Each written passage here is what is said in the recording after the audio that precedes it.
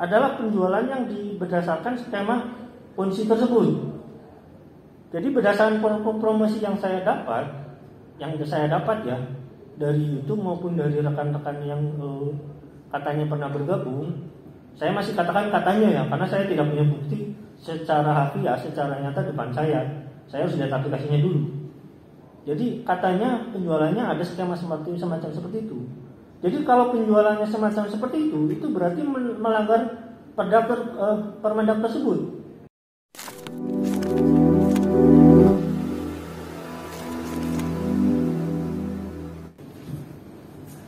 Assalamualaikum warahmatullahi wabarakatuh. Perkenalkan, nama saya Adi ya. Sebenarnya saya tukang gonta-ganti kabel. Gonta-ganti kabel di rumah sebenarnya, tukang bongkar laptop itu. Jadi gini, sebelum saya bertanya, saya mau menegaskan dulu bahwasanya dalam hal ini saya itu tidak sedang menuduh atau menjustifikasi pribadi seseorang ataupun perusahaan tersebut. Jadi dalam hal ini saya cuma mempertanyakan yang saya ketahui, karena kebetulan karena saya sering buka laptop, jadi saya telaah perusahaan-perusahaan yang ada di informasi yang ada di secara umum, secara publik gitu ya, yang beliau Ustaz Yusuf Mansur ini katakan pendirinya itu. Saya buka, jadi dalam hal ini saya akan bertanya kepada Pak Darso atau Pak Heri sebagai wartawan, apakah ya saya bertanya ini Pak ya. Tapi kalau misalkan nanti nggak ada jawabannya atau misalkan belum sampai ke sana, itu nggak masalah buat saya. Cuma karena saya meneliti, jadi saya meneliti secara sekunder ya. Jadi berdasarkan data yang saya dapat menurut dari siupnya, dari apa ya semacam legalitas kayak TDP, kalau dulu masih TDP sekarang SS. Jadi saya mau bertanya tentang apakah Bapak Darso sama Pak Heri ini melakukan riset sekunder. Riset sekunder itu ya yang jadi riset umum lah kayak gitulah tentang sesuatu hal yang biasanya ada di publik gitu. Nah di sini saya mengenai hal itu saya sedang mempertanyakannya sesuai dengan yang saya kualifikasi yang barusan itu, bahwa berawal dari berbagai macam yang program yang Yusuf Mansur katakan saya kan sempat upload video ya di channel saya sendiri, di channel Detail TV, tentang klarifikasi Yusuf Mansur di tahun 2020. Saya upload masih baru Pak, masih belum lama, sekitar 1 bulan kemarin kalau nggak salah. Di sana itu Yusuf Mansur itu menjelaskan mengenai Moyafidi, terus Hotel City dan patungan usaha, di mana dia itu membentuk patungan usaha itu menjadi sebuah koperasi berdasarkan pengakuan dia ya Pak ya. Ini akan menjadi bahasan yang akan saya bahas nantinya. Jadi berdasarkan yang dia katakan bahwasanya dia membentuk koperasi, bahkan berkembang menjadi manajemen syariah. Manajemen syariah itu semacam sekuritas itulah, sekuritas tapi bisa dikatakan syariah. Ini berdasarkan informasi yang saya dapat dari video dia sendiri ya, pengakuan dia sendiri. Nah, ini cuma bertanya ya Pak. Sekali lagi ini cuma bertanya. Saya nggak mau menuduh. Nanti sangat disangka saya pencemaran nama baik ya Pak ya. Tapi berdasarkan data dan riset yang saya punya, jadi saya akan mempertanyakan ini kepada orang yang sudah mungkin udah berapa lama ini saya nggak tahu ya Pak Darso udah berapa tahun gitu membongkar kasus ini gitu. Jadi saya akan bertanya. Jadi berdasarkan kasus itu, apakah perkembangan dari manajemen syariah itu berawal dari koperasi yang diawali dari patungan usaha? Jadi runtutannya kayak gini Pak, maksudnya. Dari patungan usaha itu kan ada patungan usaha, ada menurut yang saya dapat ya, ada patungan tanah kayak gitu, terus ada patungan apa lagi Bu? Ada patungan Moyafidi kayak gitu yang menurut saya informasi, terus ada umroh, ada macam banyak lah semacam seperti itu, dan menjadi sebuah, apakah itu runtutannya menjadi sebuah koperasi? Kalau berdasarkan yang saya lihat bahwa patungan usaha itu yang berdasarkan Yusuf Mansur itu sendiri, dia berkata bahwasanya itu menjadi koperasi berdasarkan apa yang dia katakan. Nah, apakah runtutan uang itu menjadi manajemen syariah? Dari koperasi ke manajemen syariah terus apakah uang itu lari kepada sekuritas yang dibangun sekarang dia atau tidak? Ini kalau tidak tahu nggak usah dijawab Bapak ya. Ini cuma saya pertanyakan karena berdasarkan yang informasi yang saya dapat dan yang saya tahu gitu. Jikalau begitu, runtutannya begitu, apakah si ibu-ibu yang menjadi anggota koperasi ini berdasarkan, saya nggak tahu apakah uang patungan usaha ini berdasarkan kesepakatan ibu-ibu yang menjadi anggota itu dibikin koperasi atau enggak, atau sepihak gitu. Jikalau misalkan ini sepihak, terus ibu-ibu yang ini nggak punya misalkan sistem keanggotaan koperasinya seperti apa, terus dimasukkanlah ke manajemen syariah itu, bentuknya seperti apa orang ini, apakah bentuknya saham atau bagaimana, karena lembar sahamnya mereka nggak punya, mereka cuma sertifikat. Di sertifikat itu sertifikat patungan usaha, bukan sertifikat manajemen syariah. Karena dalam pengelolaan manajemen syariah kan itu ada manajer investasi. Manajer investasi ini yang nantinya bekerja untuk mengembangkan uang tersebut. Nah dari runtutan itu kalau misalnya kita meruntut ke sana ya Pak ya, dari patungan usaha lari ke koperasi lari ke manajemen syariah, jikalau uang ini dilarikan ke sekuritas, itu bisa jadi itu pencucian uang. Apakah Bapak ini pernah riset sampai ke sana atau belum? Ini sebuah pertanyaan ya Pak. Kalau enggak, ini cuma pertanyaan. Karena kalau misalkan ini sampai ke sana, ini benar-benar pencucian uang yang menurut saya secara keseluruhan dari awalnya udah masuk ke ranah pidana. Ini kalau bapaknya nggak pernah sampai riset sampai ke sana sih nggak masalah gitu. Kita kan cuma bertanya ya. Karena runtutannya ini sebenarnya cukup jelas Pak. Dari patungan usaha lari ke koperasi, dari koperasi lari ke manajemen syariah. Manajemen syariahnya itu nggak lebih daripada bahasa dalam secara kapital itu misalkan secara umum itu sekuritas. Kalau bahasanya sekuritas itu larinya berarti kan nggak jauh ke saham-saham yang dia katakan itu. Jadi larinya kalau misalkan saya analisa, ini bisa jadi uang para ibu-ibu ini yang patungan usaha ini bisa jadi lari ke sana Pak. Dan kalau ini pertanyaan itu, apakah sampai ke sana atau enggak? Ya itu nanti dijawab sama panelis ya. Yang kedua, saya akan berbicara tentang PayTrend ya. Berbicara tentang PayTrend itu saya udah bongkar websitenya, udah saya buka ya. Websitenya itu saya pelajari dulu websitenya. Bahwasanya di websitenya itu emang tidak ada namanya skema ponzi di websitenya, tidak tertulis. Nah cuma saya riset di YouTube, di media sosial, di hal-hal yang lain itu ya. Saya menerima informasi dari teman dari Pak Heri, itu katanya ada skema semacam seperti itu. Nah, perusahaan PayTrend ini dia menggunakan SIU-PL. SIU-PL itu adalah SIU penjualan langsung. SIU penjualan langsung itu memang bisa dikategorikan dalam bahasa umum itu MLM. Nah, perusahaan MLM ini itu sistem penjualannya itu adalah pemberian langsung pada saat transaksi terjadi, baik barang maupun jasa. Dalam hal ini misalkan saya kasih contoh, Bapak menjual kamera di perusahaan itu. Nah berdasarkan hasil penjualan itu Bapak dapat bonus. Sistem penjualannya langsung gitu ya, bonusnya langsung. Nah kalau misalkan skemanya seperti yang dipromosikan di web, di YouTube, berdasarkan leader PayTrend kan ada itunya, ada skema ponzinya. Nah saya kasih tahu di Permenak 50 ya, di tahun 2009, Permenak nomor 55 tahun 2009, bahwasanya penjualan MLM itu tidak memperbolehkan penjualan dengan skema terlarang. Saya akan bacakan dulu ya Pak ya. Pasal 1 ayat 11 Permennya ada larangan di mana jaringan pemasaran terlarang adalah kegiatan usaha dengan nama atau istilah apapun di mana keikutsertaan mitra usaha berdasarkan peruntungan adanya peluang untuk memperoleh imbalan yang berasal atau didapatkan terutama dari hasil partisipasi orang yang bergabung kemudian atau sesudah bergabung mitra usaha tersebut dan bukan dari hasil kegiatan penjualan barang dan jasa atau jasa ya. Jadi berdasarkan istilah itu, jadi penjualan terlarang itu adalah penjualan yang berdasarkan skema ponzi tersebut. Jadi berdasarkan promosi yang saya dapat ya dari YouTube maupun dari rekan-rekan yang katanya pernah bergabung, saya masih katakan katanya ya, karena saya tidak punya bukti secara harfiah, secara nyata depan saya. Saya harus lihat aplikasinya dulu. Jadi katanya penjualannya ada skema semacam seperti itu.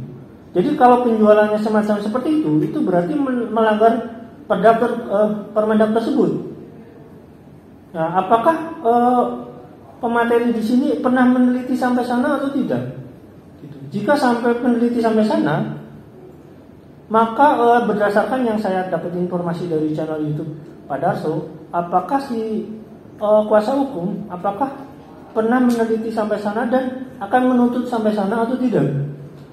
Karena jikalau ini melanggar Permendak dan teman-teman ibu-ibu ini nuntut karena itu sebenarnya melanggar undang-undang tersebut, harusnya itu bisa dikenakan ya sanksi tersebut gitu.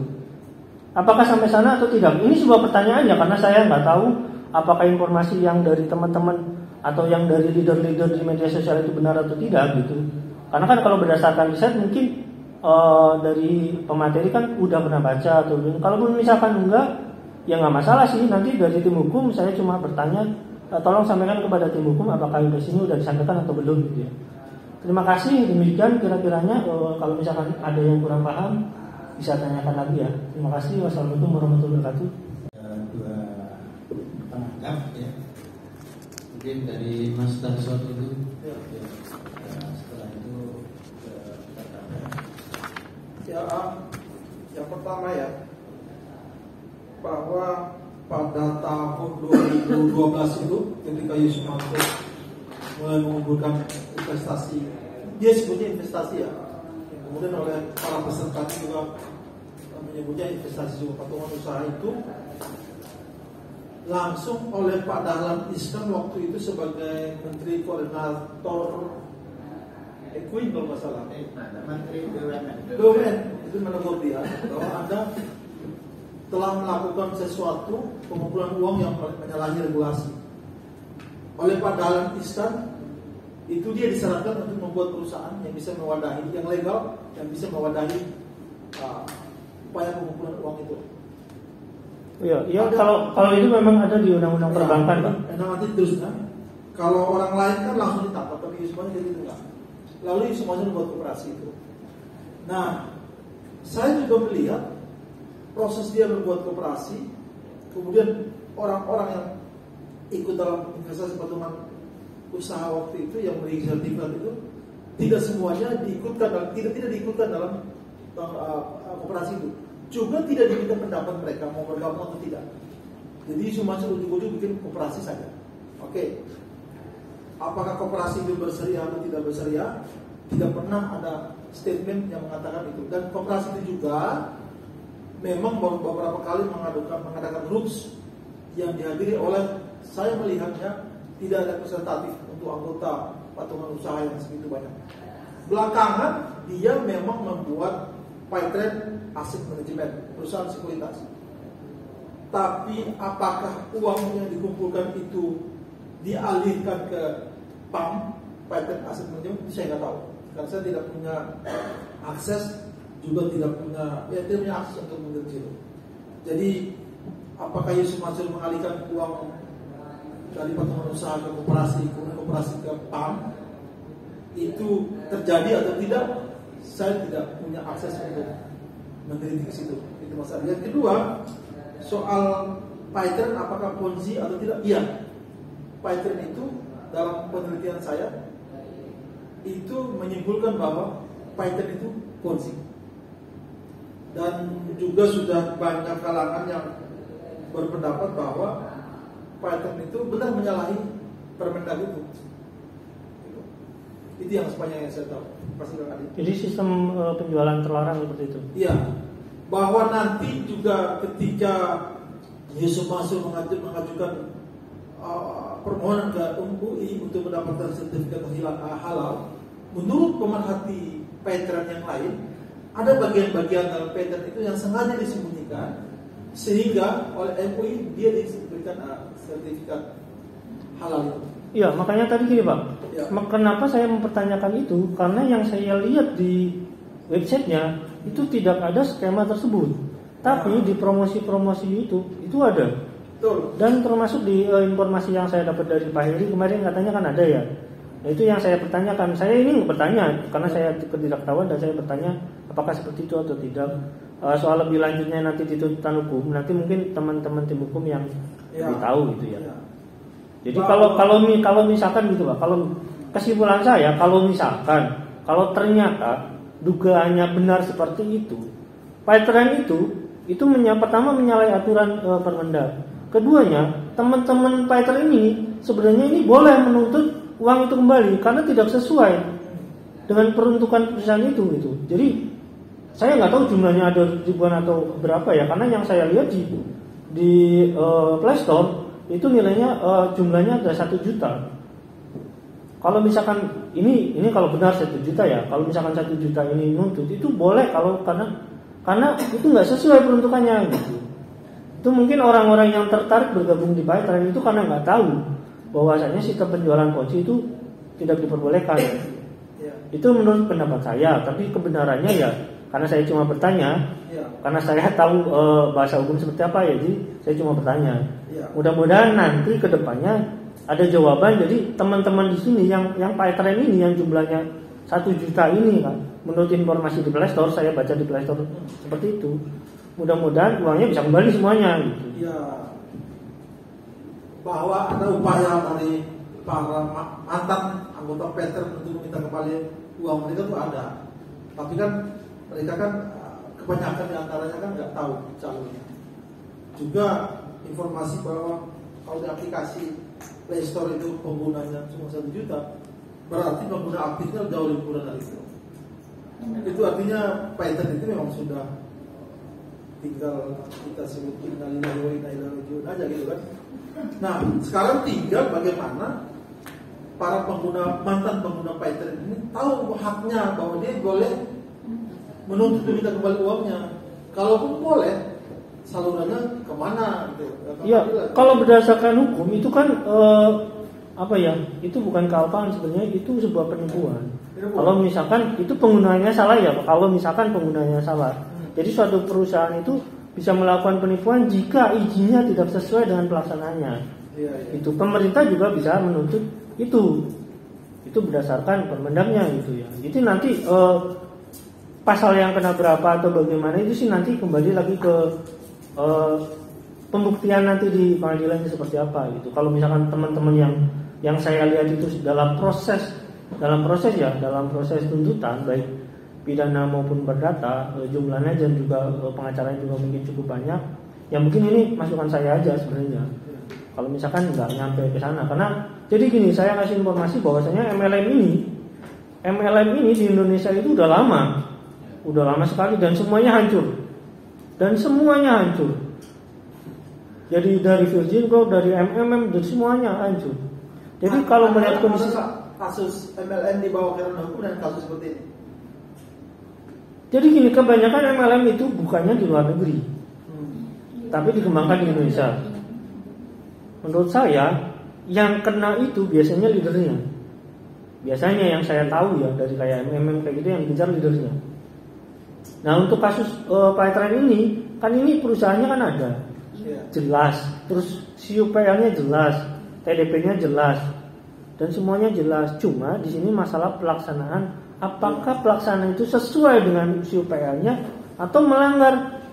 Seperti itu aja menurut saya. Jadi kalau misalkan di sini panelis nggak tahu, mungkin nanti bisa tanyakan kepada mungkin kuasa hukum yang sedang melaksanakan ini. Mudah-mudahan nanti kalau misalkan teman-teman dari Paytren mau nuntut, kalau misalkan tuh orang-orang Paytren kan pasti lebih tahu ya Pak ya, karena dia melaksanakan. Kalau saya kan bukan anggota Paytren, jadi kalau orang-orang Paytren ini lebih tahu. Jadi kalau misalkan ini benar keadaannya seperti ini, ya teman-teman Paytren harusnya nuntut, uangnya minta kembali karena tidak sesuai gitu. Terima kasih ya.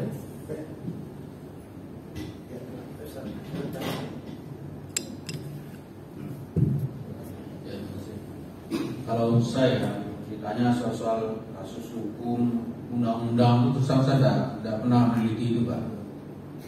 Jadi wilayah yang saya kaji itu adalah yang pure dari segi dalil-dalil agama dan implikasi di tengah masyarakat. Jadi apakah dari trend ada yang merugikan, kemudian menggerak ke manajemen syariah, gitu. Bagaimana status hukumnya, saya nggak meneliti sampai di situ Pak. Ya, kali ini yang pelaku atau member di trend itu lebih bisa merasakannya seperti apa praktek dalam, kerugiannya seperti apa, dan itu mungkin bisa punya penjelasan lebih lanjut. Oke, terima kasih. Baik, terima kasih para panelis, Ustaz Abdul dan Mas Darso dan Bapak Ibu yang insyaallah dimuliakan Allah. Pada siang hari ini kita telah berbicara panjang lebar tentang buku, tentang kasus-kasus yang mewarnainya, dan pertanyaan-pertanyaan yang cukup menggelitik, juga bahkan ada yang terakhir belum sempat bisa dijawab ya. Nanti insya Allah pada waktunya ada teman-teman yang menseriusi ini dan akhirnya pertanyaan tersebut bisa terjawab. Mudah-mudahan ada teman yang berkiprah di bidang itu. Jadi kita berharap yang lain yang punya keahlian mengaudit gitu ya, insya Allah akan memberikan pencerahan pada kita semua. Karena waktu yang diberikan telah usai, mari kita akhiri dengan bacaan hamdalah dan kafaratul majlis. Alhamdulillahirrahmanirrahim.